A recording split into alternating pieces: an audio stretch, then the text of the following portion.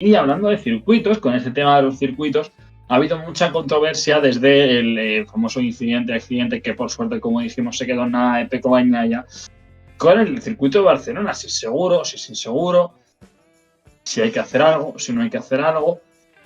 Y es... nos ha llegado una noticia con el circuito de Barcelona, que es el circuito que durante este año menos caídas ha tenido en todos los grandes premios que hay hasta ahora. Asterisco grande, como una catedral de grande, gigante, de metros de grande. Esto depende del contexto. Es decir, si hay una caída y se caen en la primera curva 17 motos, vas a tener una estadística complicada. O sea, que depende de lo que ocurra, depende de la lluvia, depende de los fenómenos meteorológicos, de la goma, de si hay un accidente o no, de Bastianini cómo entra en la primera curva. Claro, o sea, al final, un circuito un año puede ser una caída y ser el circuito más inseguro de todos.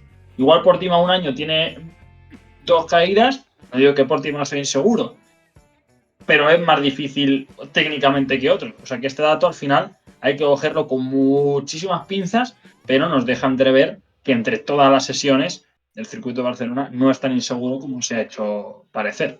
A ver, yo sinceramente no le veo el circuito de Barcelona inseguro, y es más, con la incorporación de las Airfence y demás, pues creo que está todo bastante controlado, y un dato que así lo comprueba, tanto la calidad del asfalto como del trazado en general, es que se han visto muy pocas caídas, la carrera en la que menos, el fin de semana en el que menos caídas hemos tenido, o de los que menos, y que las caídas que ha habido no han sido por culpa del circuito, sino que Bastianini entró súper colado en la primera curva y encima fue la única lesión grave de todo el fin de semana, que el resto, pues el milagro de Pecco, que no terminó nada más que en golpes y en magulladuras, y el resto nada, el resto pudo seguir y pudo continuar sin ningún problema. Así que pues bueno, creo que hay circuitos que la situación de seguridad es más regular, por llamarlo de alguna forma, y que está más en entredicho, más en duda, que el circuito de Barcelona, que yo sinceramente no sé si es porque están haciendo una campaña para el circuito de Madrid de Fórmula 1,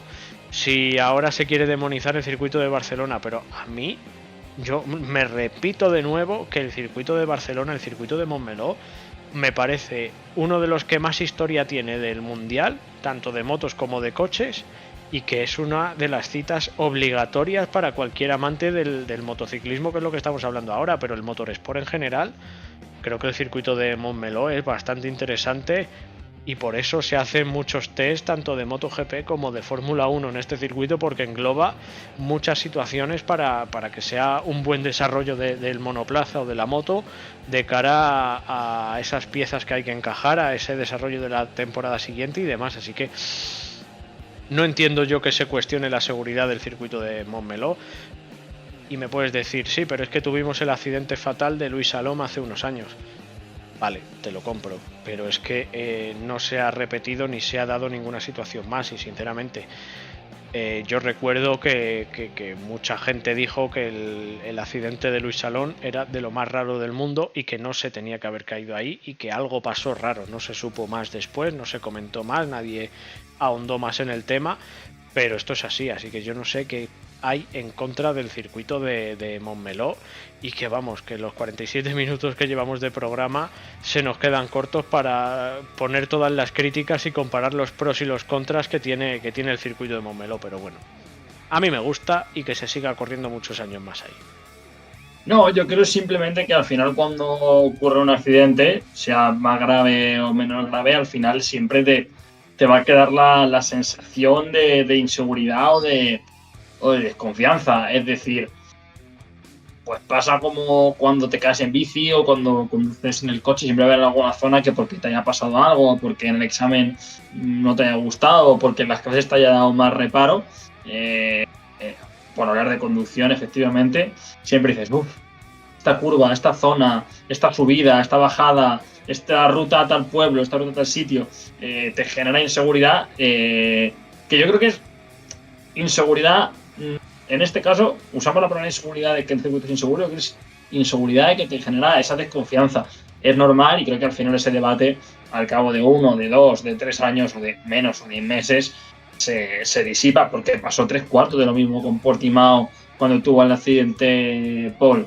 ¿Y es Portimao un circuito inseguro? No, hasta hace 2 días estábamos hablando de las cuestas, de las fotos de las motos sin tocar el suelo, de lo impresionante que es, y bueno, desafortunadamente tienes un accidente en el que se da ese factor de suerte que en este caso tuvo, o de mala suerte, que podría haber acabado en desenlace fatal, y te hace cuestionarte una cosa que no es.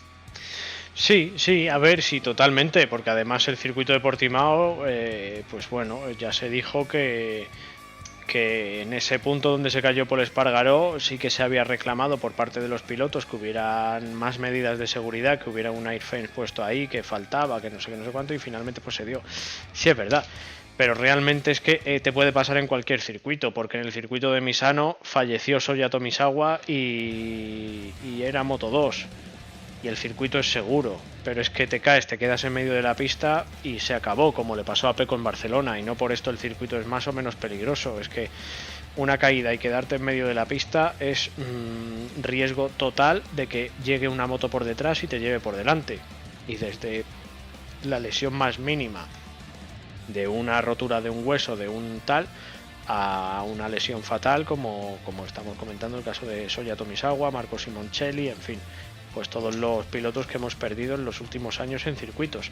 Pero es que esto es una suerte, esto es una lotería, y todos los pilotos corren sabiendo este riesgo que conlleva el montar en moto, y cualquier persona, porque esta mañana, sin ir más lejos, me he encontrado yo un accidente de una moto que un coche se la había llevado por delante en una rotonda. Es que el factor de la moto está ahí, y todos que nos montamos encima de una moto sabemos lo que conlleva y asumimos ese riesgo, y no hay que pensarlo mucho, porque al final, si no, no disfrutas de las dos ruedas, no disfrutas de la moto, y esto es así. Y cualquiera que haya pasado por este podcast, por alguno de nuestros episodios de entrevistas, o cualquiera que nos esté viendo, pues lo sabe que es así. Así que bueno, veremos a ver, pero yo creo que más la seguridad hay que ponerla en el tema de las motos, la potencia, la aerodinámica y demás, más que en los trazados y demás, porque hay circuitos que se pueden adaptar, pero hay circuitos que son los que son y no se pueden adaptar, y si no queremos perder muchos más circuitos, pues habrá que tomar alguna medida respecto al resto de cosas que sí se pueden modificar. Claro, es que al final, por hacer un repaso, ¿cuántas muertes tiene a sus espaldas el Gran Premio de Mónaco? Pocas. Y lo consideramos un circuito, quiero quitar la palabra peligroso, técnico, que se producen accidentes. ¿Cuánta dificultad tiene, por ejemplo, mismamente hablando de MotoGP? ¿Qué te puede pasar si haces un high side en el último sector de Sachsenring en la bajada? ¿A cuánta altura caes y a cuánta velocidad caes para que te hagas polvo la espalda y la columna? Efectivamente. Y si quieres, podemos analizar así el Salao Corchos de Laguna, en las cuestas de Portimao. A todo circuito se le puede sacar un factor de peligro y de riesgo, y más, como tú dices, con el factor de la moto, que siempre vas a ser el chasis tú al final. Efectivamente. Entonces al final, como decimos, no se puede medir el nivel de peligrosidad. Se puede medir como pasa en la India. Ese muro está a 10 metros. A 330, el cálculo que haces es que llegas hecho papilla al muro. No se corre. Pero lo que es el trazado normal, no se puede medir la peligrosidad, salvo que desafortunadamente un día pues pase algo.